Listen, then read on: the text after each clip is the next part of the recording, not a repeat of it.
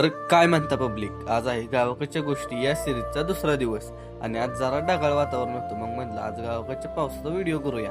आणि या दिवस साफसफाईत मला हा पप्पांचा 2000 सालचा कॅमेरा सापडलेला. माझ्या याची टेस्टिंग पण करून घेतली बघा.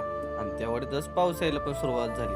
तर पाऊस येतच होता त्यामुळे चिमण्या पण आल्या. मग त्यांना थोडंसं खायला देऊन मी डायरेक्ट गेलो टेरेसवर. आपला हा ट्रायपॉड सेट करून घेतला बघा, कारण आपल्याला हा व्ह्यू कॅप्चर करायचा होता आणि याचा रिझल्ट आपल्या सिनेमॅटिक व्हिडिओ मध्ये दिलाय.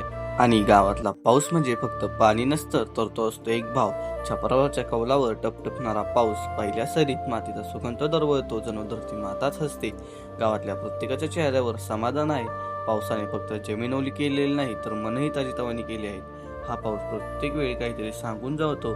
जीवनात थोडा वेळ स्वतःसाठी थांब आणि पावसासोबत बच. आणि आता आलायच तर आपला सिनेमॅटिक व्हिडिओ पण बघून जा. संत न्यूटन त्यांच्या पहिल्या अभंगात म्हणलेच होते, गोष्टी तशाच राहते जोवर त्या कोणी बदलत नाही. ठेविले अनंत तैसेची राहते, unless and until force is applied. बल लावल्याशिवाय कार्य घडत नाही.